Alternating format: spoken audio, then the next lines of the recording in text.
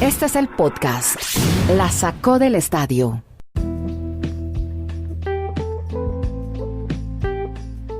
Bienvenidos a este podcast especial en esta serie de reportajes, de conversaciones, de charlas que hemos tenido con voces del deporte, voces relacionadas con el deporte. Hemos tenido a grandes relatores, comentaristas, leyendas del deporte como Mario Kempes ha estado también en este podcast La Sacó del Estadio. Son especiales que hacemos para que usted pueda escucharlos los fines de semana. Y ahora queremos irnos por la parte visual, cinematográfica. Hemos encontrado un director de cine, de comerciales, de videoclips, videos musicales, personaje muy reconocido en Colombia, en el mundo audiovisual. Él es Simón Brand, y con Kennedy Dani vamos a conversar en estos minutos con Simón Brand.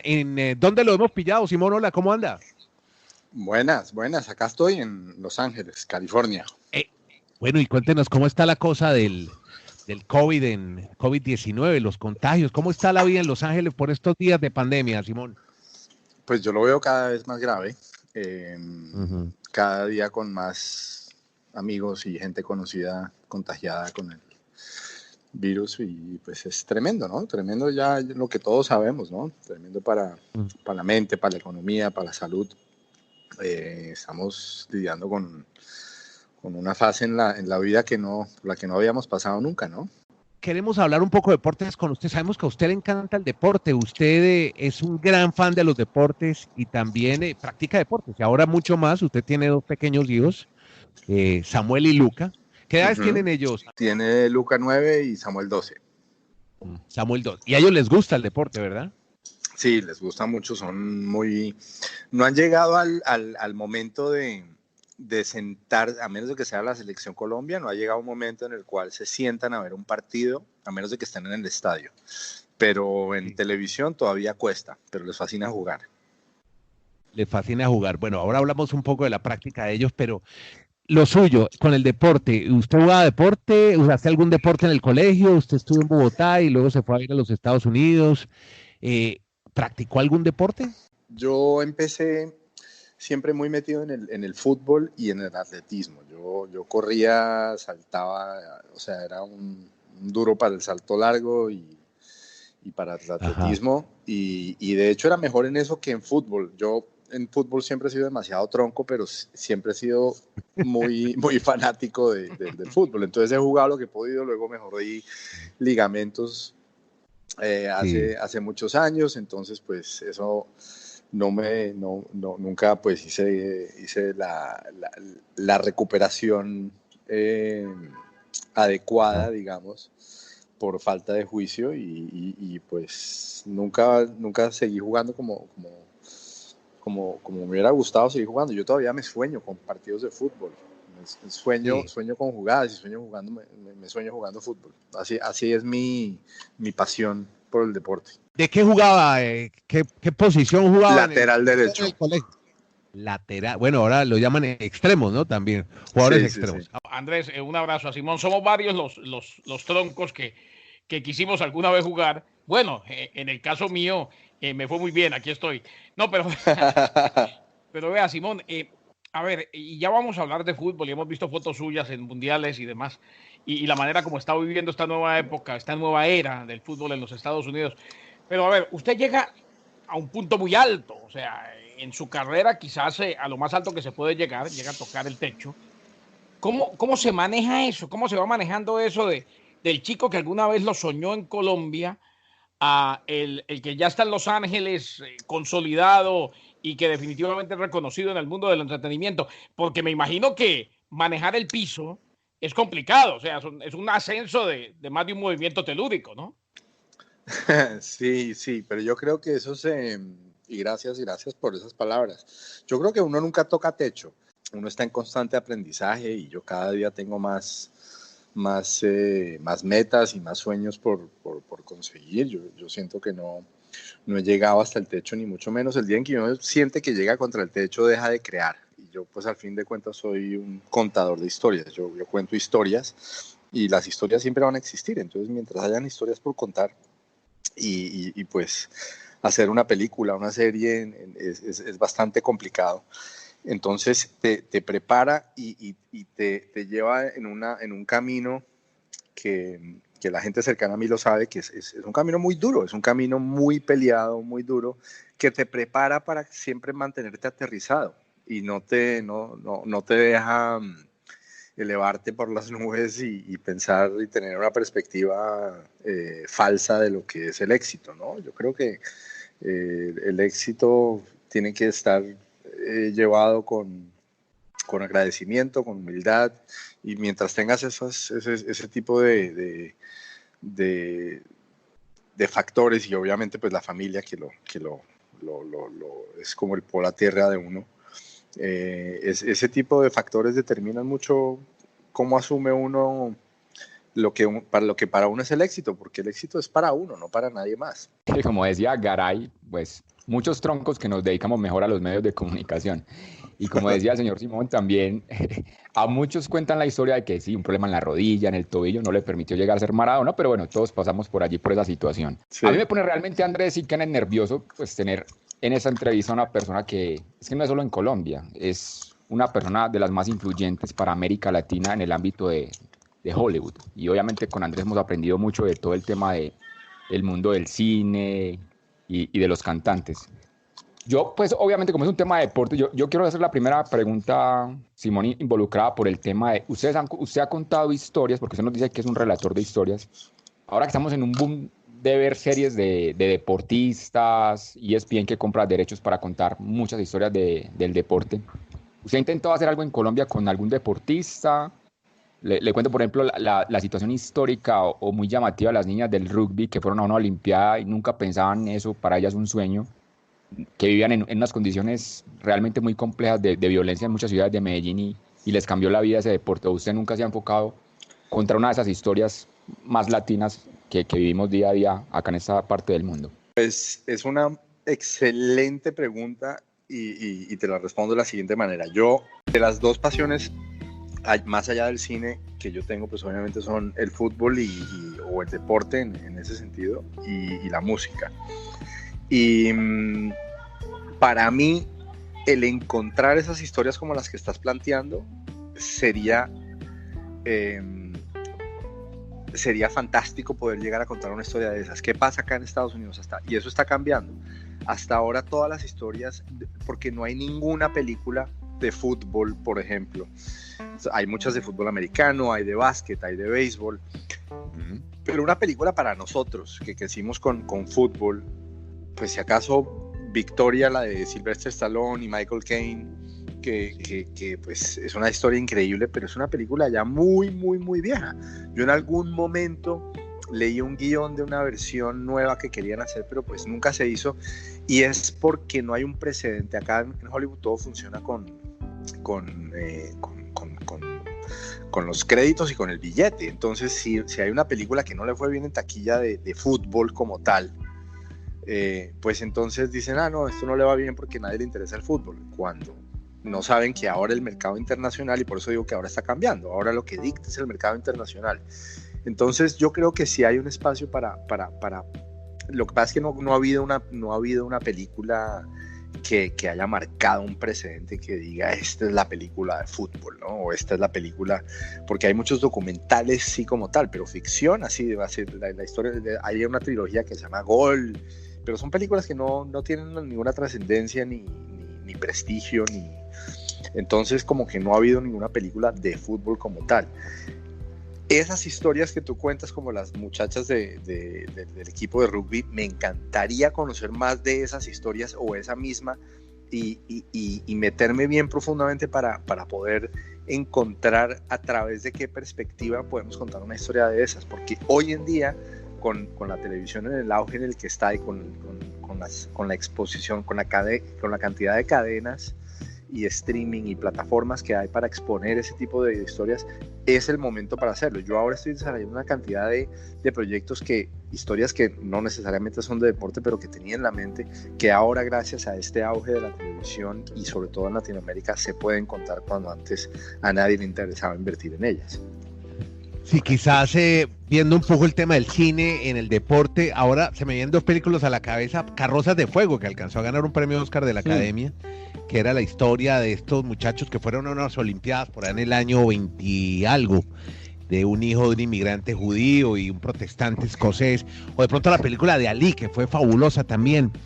Pero yo sí quisiera saber ahora, y Dani da pie para preguntar sobre el tema de los documentales y los deportes. Si en la pandemia usted se ha dado cuenta, Simón, que hay un boom ahora en documentales y en deporte. Mire el éxito con lo de Michael Jordan, Last Dance, Sí. y el tema que usted, que conoce sus hábitos de la gente cuando está buscando, o ya no se puede ir a cine, la gente los está viendo a través de las pantallas, de los monitores de la televisión, los ve on demand. ¿A qué cree que se debe ese auge? Usted que ha estudiado tanto comportamiento del público a la hora de ver cine, ¿qué es lo que pasa con estos documentales deportivos? Después vino el de Lance Armstrong, no tuvo tanto éxito. Ya se anuncia, por ejemplo, ¿cuál es el otro? Kennedy, Dani, que hemos comentado aquí, que viene ya otro en camino. Bueno, en fin, tienen más figuras. ¿Qué pasa? ¿Por qué ahora ese interés de... el de Brady, claro, el del quarterback famoso de los Patriots, que ahora se va a jugar a Tampa.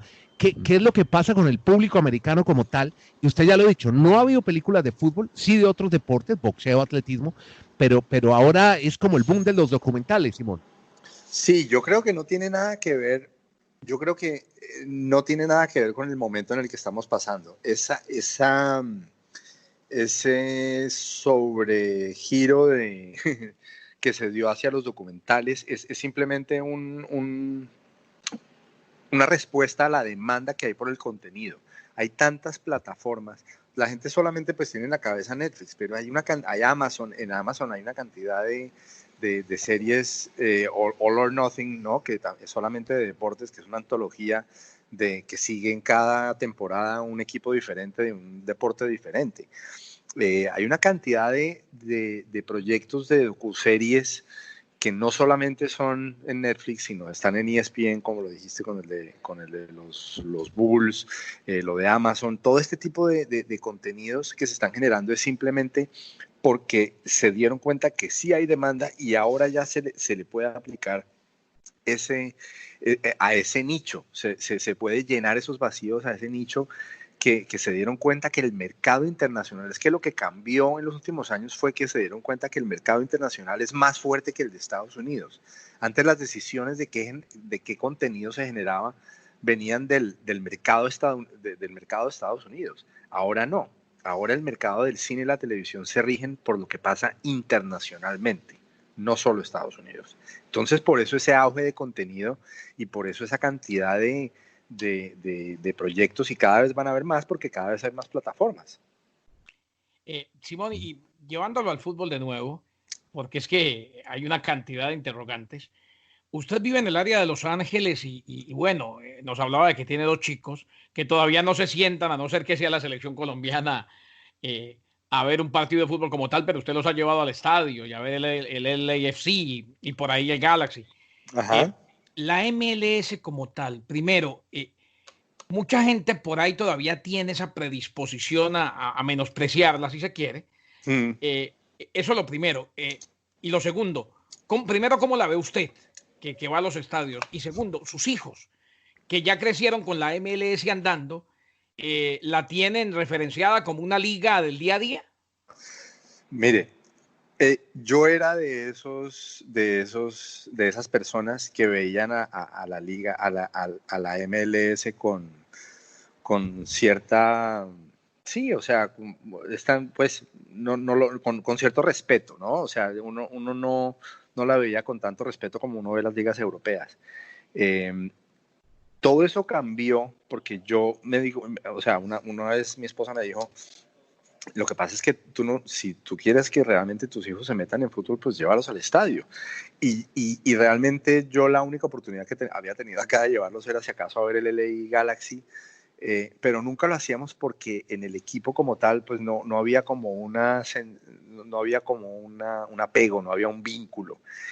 Una vez encontré eso, ahora hablando de documentales, vi el documental con mis hijos del LAFC, de cómo se creó, son 7, 8 episodios de cómo se creó ese equipo, de cómo se convocaron los jugadores, de cómo se consiguieron el director técnico, de cómo hicieron la preparación, quiénes son los inversionistas, cuál era la filosofía del equipo.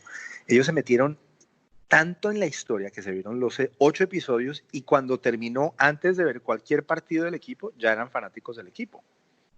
Cuando los llevé al estadio, la primera vez, hice un post pues, de que estaba en el estadio viendo al AFC, le compré su camisa, les compré el balón, pues se convirtieron en fanáticos de un equipo nuevo, pero vieron a las barras bravas y vieron tanto fervor y tanta pasión que fue una vaina loca. Y luego tuvieron la oportunidad, porque luego de que hice el post, dos de los jugadores que son colombianos, Atuesta y Segura, nos comunicamos por redes sociales y tuvieron la oportunidad de ir a conocerlos.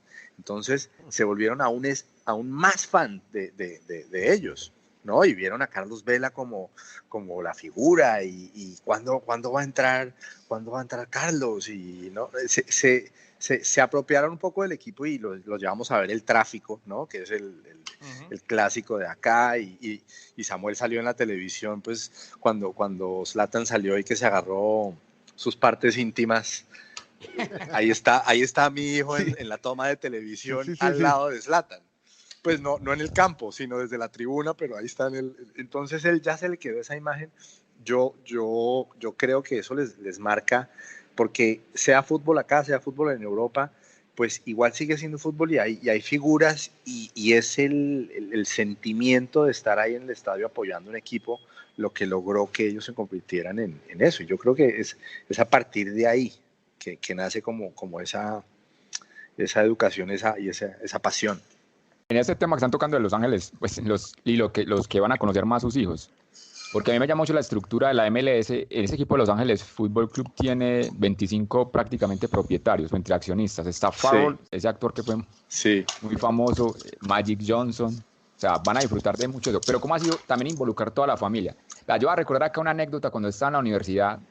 Pues el amor platónico de todos mis compañeros era Claudia Bamón. Entonces, usted ya entra como un hombre de hogar, ¿cómo involucra también la familia para participar en esa pasión que significa para usted ir al estadio? ¿Ella participa o cómo es esa parte un poco más de familia? Pues sí, participa. Ella me ha colitado, ella le gusta mucho el fútbol, tal vez no tanto como es como mis hijos un poco, no de sentarse. Yo soy religiosamente, me siento los fines de semana a ver fútbol, y la época, estos 2 meses que no hubo fútbol, yo sufría los fines de semana. Yo decía, ¿qué hace la gente los fines de semana?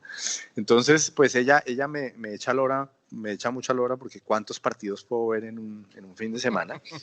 Pero si hay un mundial y hay un partido importante, acá fuimos a San Francisco en la Copa América, cuando jugó Colombia acá en el Rose Bowl. Ella se mete y es súper apasionada con el fútbol, y le fascina. Pero es más como digo, más de selección Colombia, no es de seguir a un equipo específico.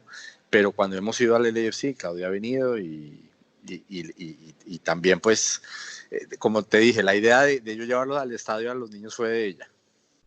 Claro. Bueno, y usted también, creo que estuvieron alguna vez en una Copa del Mundo. ¿A usted le gusta ir a los mundiales de fútbol? Aquí vemos registros, y tuvo la oportunidad también de trabajar en el Mundial de Brasil 2014, hacer un documental, pero ya sobre el plano social y político de Brasil. Ahí vimos una foto de Nieto muy bonita en ese mundial, muy bonita. Bueno, y también estuvo en el Mundial de Rusia, así como Kennedy, Dani Marulanda. Cuéntenos de esas experiencias en Copas del Mundo, Simón, ¿cómo le fue y si tiene alguna historia para contarnos? Sí, fueron increíbles. Yo desde que estoy pequeñito en el colegio, que me acuerdo que terminando yo era de calendario B, terminando el mes de junio, terminando clases, y ponían los últimos días, ponían los televisores grandes para uno poder ver los partidos del Mundial, y siempre me quedó ese sueño de poder ir a un Mundial. Y tuve la oportunidad en Brasil de ir allá a pasar, digamos que un mes entero filmando un documental que se llama Brasil versus Brasil, que fue un poco una perspectiva de ver cómo se estaban dando todo ese tema social y todas esas protestas, y tal vez que el país estaba en contra del país mismo, al ser el anfitrión de la Copa del Mundo. Entonces hicimos un documental como con esos paralelos y al final nos dimos cuenta pues que ganó el fútbol, pero fue una experiencia increíble porque yo estaba en el 7-1, por ejemplo, yo estaba en una escuela de samba en Río y tengo todo eso documentado, pues parte de eso está en el documental y fue muy interesante pues vivir eso allá mismo y estar compartiendo con amigos y muchos amigos que trabajan en medios y periodistas y amigos que son también fanáticos del fútbol fueron y estuvimos en los estadios y pasamos realmente, o sea, es un plan soñado, el que tiene la oportunidad de hacerlo. Yo digamos que estaba trabajando, entonces fue una experiencia muy diferente a la de Rusia. La de Rusia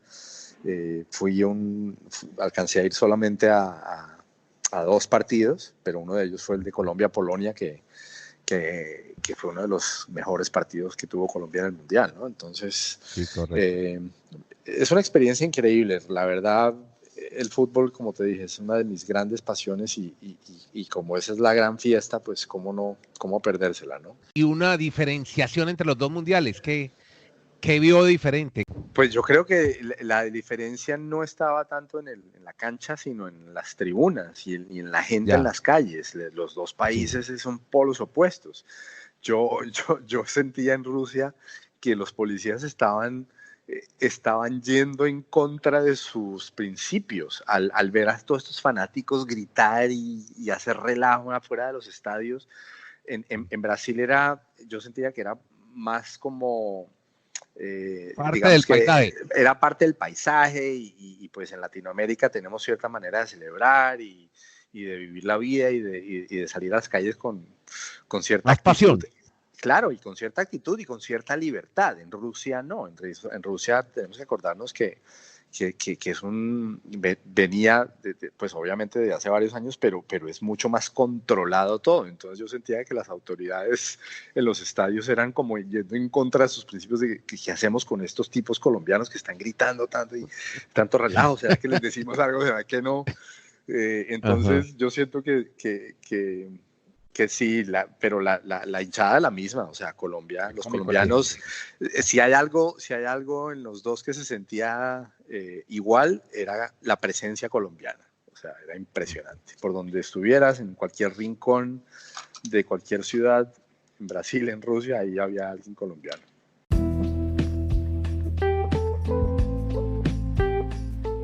A esta altura, volviendo un poco a la pregunta de Dani, porque es interesantísimo, de los eventos deportivos o los partidos que usted vivió desde niño hasta ahora, si le tuvieran o si le dijeran hoy, hay que hacer una película, un documental de alguno, ¿cuál sería?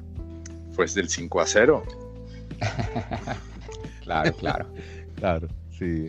Eso tiene una cantidad de historias alrededor. Solamente imagínense la historia de Maradona. Claro, pero mire que por ejemplo hace poco se exhibió en televisión en Colombia el 1-1 y eso fue trending topic todo el día, volver a ver Colombia en el Mundial de Italia 90. Con Alemania, sí. Sí. Venga, claro, sí. Pero ojo, si hay un partido al que se le debe hacer una película, tal vez no es el 5-0, porque el 5-0 pues fue en la cancha, pero tal vez el partido de Colombia contra Estados Unidos en el Mundial del 94, que fue el que llevó al asesinato de Andrés Escobar. Y sobre todo porque, si ustedes vieron el documental que hicieron los americanos estos, Symbalist, de los 2 Escobares, todas esas revelaciones de Maturana, del pibe, pues eso no lo conocíamos. Todas esas revelaciones de las amenazas, alguna gente pues lo suponían, pero todo ese tipo de contexto que estaba viviendo la selección en esos momentos era algo muy interesante que se puede explorar en una película. Uh-huh. Bueno, yo más que para hacer una pregunta final, a ver, regresando ahorita al tema de los documentales en el deporte, estaba pensando cuando Andrés preguntaba qué película había marcado o no sé, había tenido importancia en América Latina. Yo recuerdo una película que tal vez aquí hicieron mal la traducción en Colombia, que se llamó Jamaica bajo cero, que contaba la historia de unos morenos de Jamaica que clasifican a unos olímpicos de invierno. Cool Runnings en inglés, ¿no? Cool Runnings. Exactamente.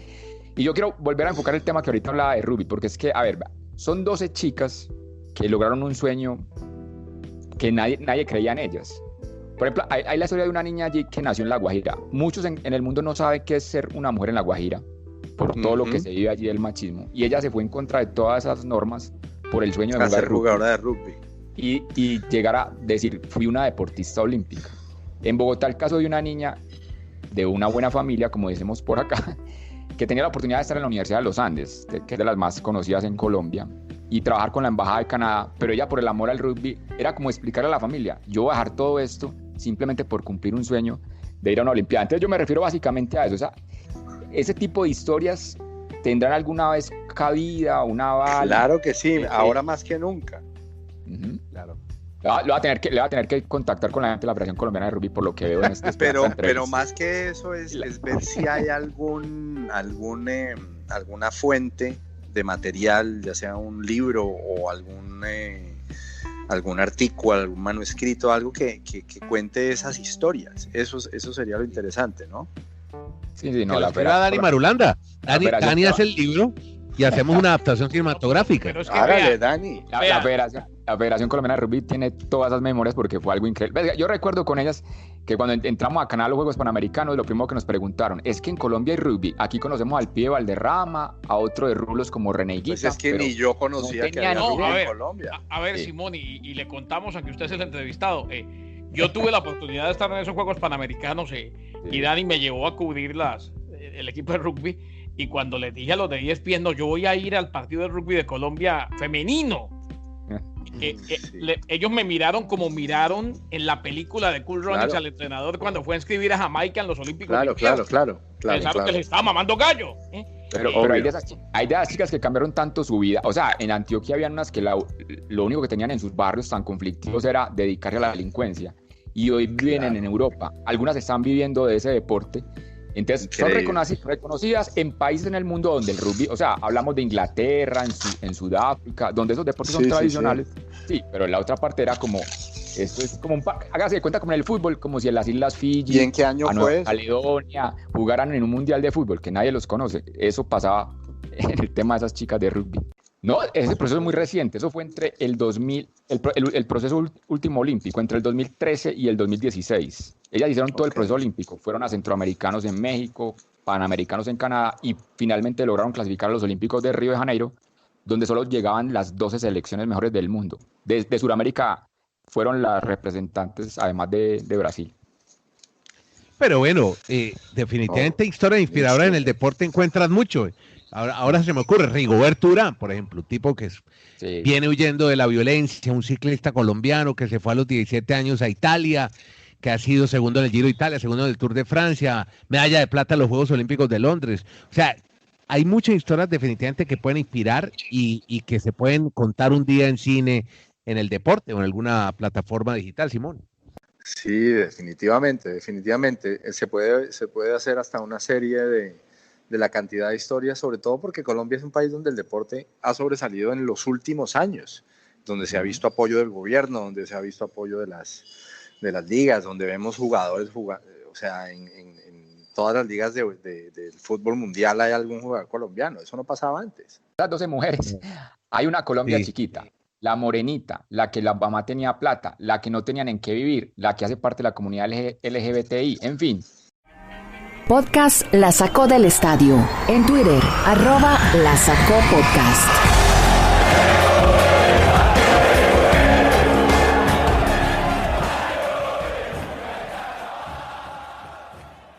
Volvamos otra vez a Simón. Bueno, Simón todos los fines de semana le toca llevar a Luca y a Samuel a hacer deporte. ¿Qué están jugando los pelados, Simón? Ellos están acá en un club que es el PSG de Los Ángeles. ¿Pero algo Paris Saint-Germain o qué? Sí, es el Paris Saint-Germain, exactamente. Es una filial del club que ellos tienen en la costa este y en la costa oeste. Y pues seleccionan niños y están como en ese club. Obviamente pues no han tenido ese tipo de entrenamientos desde hace... Les estaba diciendo, sí, ellos entrenan acá normalmente 2 veces a la semana, pero pues por ahora lo tienen en pausa, ¿no?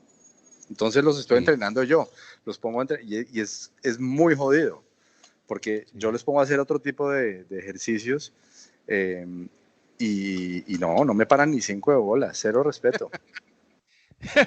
Pero a ver, ¿qué le gusta? ¿A usted le gustaría que ellos practicaran algo? Porque sabemos que tienen talento.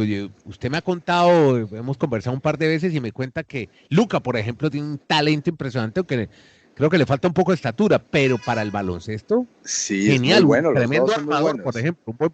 Ajá. Sí. ¿Y le gustaría que fueran algún día deportistas? Me encantaría, yo sería feliz que fueran deportistas, me encantaría. ¿Pero profesionales? De hecho, sí, a mí me gustaría mucho. Sé que es muy, muy difícil y sé que son unas carreras difíciles, pero pues a mí lo que yo sé que voy a hacer con ellos, voy a apoyarlos en lo que les apasione. Obviamente uno quiere vivir los sueños de uno a través de ellos, entonces pues imagínate, me encantaría que alguno jugara en Europa por allá y yo pues irme a retirar allá a verlo jugar fútbol. Y convertirme como el papá de Luca dijo. Sí, eso, que no hablen sino el hijo de Simón. Sí, del hijo y no del papá. Con tal de que perdamos al cineasta, ¿no? Porque ahora soy el esposo de, ¿no? No, pero imagínense, si disfrutan yendo a Los Ángeles, viendo al Galaxy o a Los Ángeles Fútbol, ¿usted imagina usted yendo al Staples Center y sentarse al lado en primera fila de Jack Nicholson o no? Sí, claro, obvio. No, total. Y ustedes que en Estados Unidos ha intentado otras ligas de fútbol americano, hay varios equipos en Los Ángeles, o el baloncesto, tienen los dos equipos más potentes hoy del oeste, Clippers y Lakers. Sí, no, total. ¿Ha intentado allá? No, ya estuve viendo a los Lakers, estuve con unos amigos, no llevé a los niños, porque esas boletas eran más difíciles de conseguir, tuve una invitación y me fui. Sí. Muy divertido, ¿no? Pues con la música, con todo. Imagínate donde un partido de fútbol le pongan música. Andrés, diga que en este podcast nadie nos escucha, que se le volvió a la familia para ir a ver con los amigos los Lakers. Sí, pero seguramente si lleva a los niños, seguramente se van a encarretar y los va a volver más fans. Claro, sí, claro. ¿Verdad? Claro que sí. Pues Simón, queríamos charlar un poco con alguien, todo el tiempo usted me imagino en estas épocas de pandemia, hace webinars y hace Zoom y hace de todo, conferencias, charlas, lives en Instagram para hablar de cine. Y aquí queríamos meternos por la parte audiovisual, pero también vincular al deporte, porque sabemos que usted es un gran fan de los deportes y nos alegra pues, mucho haber tenido esta conversación con usted aquí en este podcast La Sacó del Estadio. Simón, muchas gracias.